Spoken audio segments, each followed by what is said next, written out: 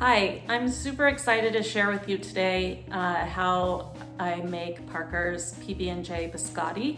I hope you enjoy it and bon appetit. Okay, so step one for Parker's PB&J biscotti is to do the J part, which is the quote unquote jelly. So what we're gonna do is we are going to use 4 cups of berries. I've got strawberries and blueberries here.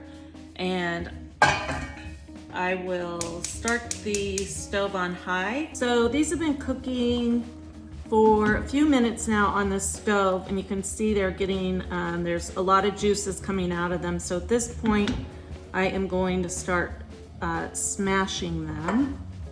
And once I do this, I'm going to stir 3 tablespoons of cornstarch with 3 tablespoons of cold water, and I'm gonna mix it in, and then I will set this aside and let these cool, and that will thicken this mixture so it's kind of like jelly.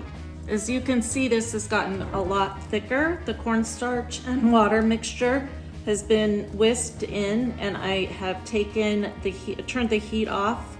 Oftentimes I'll put it in the fridge after it cools off a little bit to speed up the process.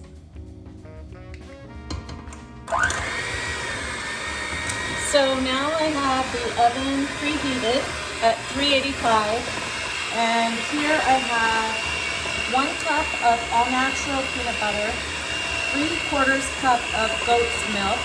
For those of you who don't know, goat milk is really good for dogs' digestion, and 1 tablespoon of raw honey. So I mix this up and get it nice and blended, and then I'm going to add the dry ingredients. So I'm going to mix in a little bit at a time the dry ingredients that are listed here. I have a 1/4 cup all-purpose flour, a 1/4 cup wheat germ, a 1/4 cup flaxseed meal, 1 cup whole wheat flour, and 1 tablespoon of baking powder.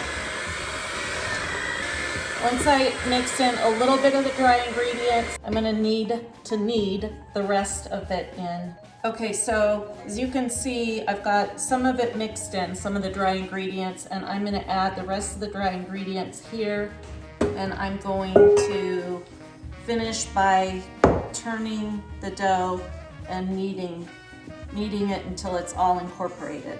I probably kneaded it maybe for a couple minutes, and I got pretty much everything out of the bowl. It's kind of hard to get everything, but as much as you can, knead it and get it into one big ball. Okay, now I take about probably the size of a softball of the dough. I'd say it's about maybe 1/3 of the dough, and I'm gonna roll it out onto a piece of parchment paper. Just roll it till it's maybe about between probably about 1/4 of an inch thick. And I roll it, and then I'm gonna trim it into the shape of a rectangle. So here we go with the jelly that has cooled. And I spread just a thin layer, because by the time you roll it a couple of times, if you get too much jelly in there, then it's gonna squish out everywhere, which is just makes the baking process a little more difficult.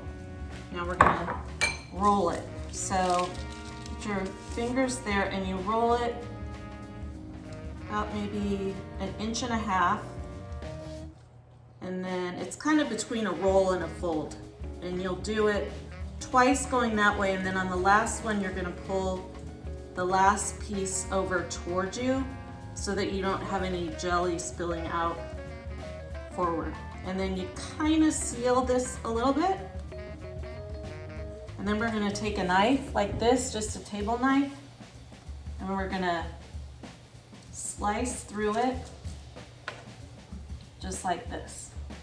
One by one, and with 1 inch or 1.5 inches between them, place them on the cookie sheet And then we are going to put these in the oven that has been preheated at 385 degrees.